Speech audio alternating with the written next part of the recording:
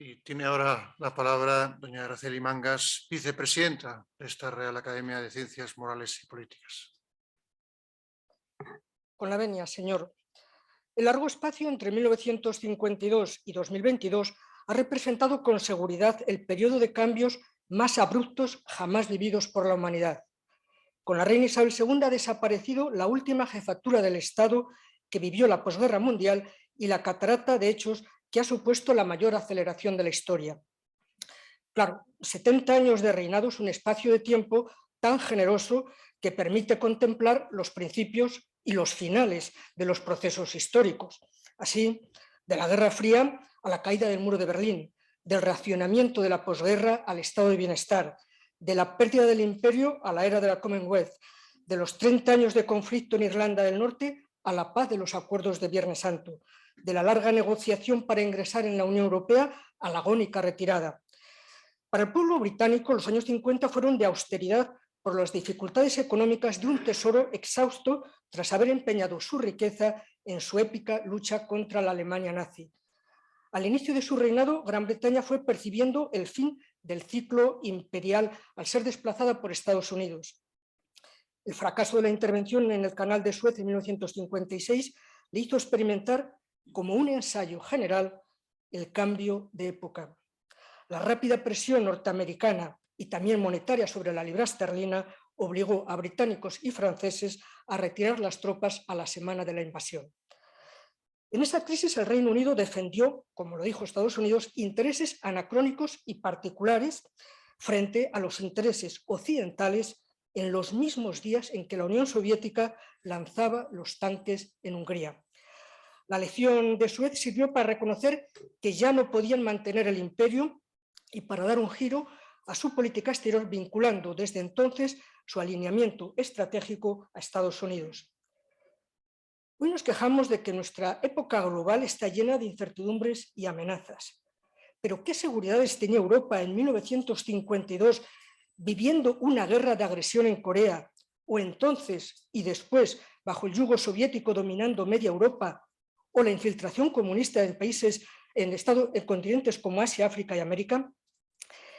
¿Qué certezas tenía Europa y el mundo en los años 50 cuando toda la sociedad de la posguerra experimentaba cambios esenciales en las ideas motrices? El futuro nunca ha estado rebosante de certezas. Y lo que era seguro era el desmantelamiento de los imperios fundados en dominación territorial. La premonición de Adam Smith sobre el fin del espléndido y ostentoso ropaje del imperio tomaba cuerpo de forma relativamente ordenada. Durante su reinado, Reino Unido perdió la casi totalidad de los inmensos territorios conservados en 1945, desde Jamaica hasta Hong Kong. No obstante, la pérdida no puso en peligro al Estado ni a la corona. La corona supo hacer una lectura rápida de las circunstancias para reconvertir el cambio aprovechando un viejo recurso creado en 1931 como fue la Commonwealth, y supo acompañar a la sociedad para digerir el movimiento descolonizador. E hizo de la mancomunidad una prioridad, dejando mostrar su influencia al pasar de 8 miembros a 56. Aunque se hundió el imperio, por su empeño personal recuperaba su huella internacional y mantenía las ventajas comerciales. Prácticamente todos los recién independizados mantuvieron un cordón umbilical con el Reino Unido.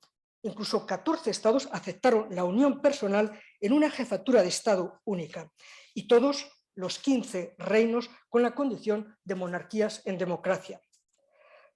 La corona, por su larga experiencia, concedió apoyo y orientación a los estados de la mancomunidad y medió en diferencias entre sus estados miembros o de algunos de estos con el propio gobierno británico.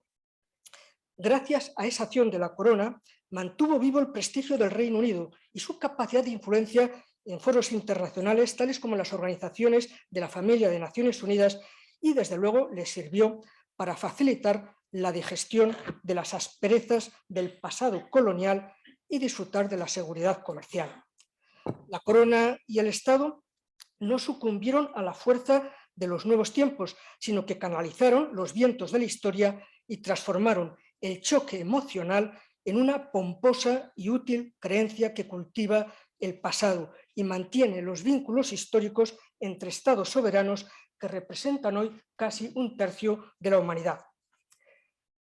Con la Declaración Schuman, la historia de Europa cambió para siempre. La integración permitió a Europa occidental volver a entrar en la historia con una aportación invaluable a la paz y a la civilización. El declive imperial llevó en 1963 al gobierno británico a solicitar el ingreso en las comunidades europeas ante la realidad de que ni la útil mancomunidad ni la aventura emprendida por el Reino Unido al crear la EFTA podían absorber su potente industria exportadora. La relación entre la Unión Europea y el Reino Unido fue siempre tormentosa. El Reino Unido se incorporó tarde, en el 73, a un edificio que no ayudó a proyectar, ni a construir, ni a transformar. Es más, siempre se sintieron cada vez más recelosos e incómodos según el proceso europeo avanzaba hacia una unión cada vez más estrecha. Por cierto, esa frase del articulado del Tratado de la Unión sobre la espiral evolutiva y enigmática de la Unión Europea también intrigaba, al parecer, a la soberana británica. Nunca los políticos británicos sintieron emoción alguna por la Unión Europea. Fueron 47 años de unión con desamor, pero también fue un exitoso matrimonio de conveniencia. Era previsible, por tanto, el no a la permanencia, a pesar de que el resultado del referéndum ha abocado al Reino Unido a escenarios inquietantes en su política interna y externa. Internamente, Escocia es absolutamente europeísta y los acuerdos de Stormont o Viernes Santo para Irlanda del Norte tienen como referencia de fondo común la pertenencia a la Unión Europea. Externamente, se puede comprender que el Reino Unido tenga el sueño de ser un actor individualizado en el mundo, porque su sociedad ha cultivado la conciencia de su pasado y conserva esa voluntad. Su determinación es envidiable, pero el pasado no vuelve. Claro que la Unión Europea ha perdido una gran potencia, el único Estado europeo con una cultura estratégica, potencia militar, determinación, experimentada red diplomática y de inteligencia, orgullo por un pasado sin cuestionarlo. Era y es el Estado europeo de mayor influencia internacional.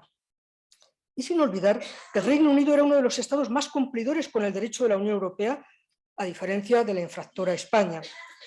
En fin, los españoles somos devotos, europeístas, sí, pero pecadores. Los británicos fueron agnósticos, pero virtuosos. Tanto a Irlanda como a España, por la colonia de Gibraltar, la retirada británica nos despertó de la anestesia que sobre los conflictos territoriales produce una organización de integración, porque compartir un espacio jurídico, económico y social integrado ayuda a sublimar las controversias territoriales. También el Brexit mostró un grave conflicto entre el Poder Judicial y el Ejecutivo, que no ha sido el único en el contexto populista europeo. El Tribunal Supremo británico tuvo que hacer prevalecer en 2 ocasiones la soberanía parlamentaria sobre la voluntad popular y sobre el gobierno. El cierre del Parlamento por el gobierno fue calificado por el recordado Speaker de los Comunes de atrocidad constitucional y por el Tribunal Supremo como un consejo ilegal del gobierno a su soberana. Fue bien conocida la neutralidad de la corona con las decisiones gubernamentales y parlamentarias, tanto durante el periodo tumultuoso del Brexit como sobre el final de la violencia en Irlanda del Norte. Cuando visitó Dublín en 2011, lo hizo con la fuerza que tienen los símbolos. Un monarca británico no viajaba a Irlanda desde 1911 y en Dublín honró a los que lucharon contra sus antepasados. Al año siguiente, en Belfast, visitó un templo católico y estrechó la mano del viceprimer ministro norirlandés, antiguo comandante del IRA. Hoy, al aproximarnos a este pasado que acompañó las vidas de todos, hemos sido testigos de la despedida de una era colectiva en un marco de pompa y ceremonia que pone a prueba la determinación de una sociedad y un Estado que, pese a las dificultades, afronta su continuidad histórica como monarquía en democracia identificada con el alma de la nación. Muchas gracias.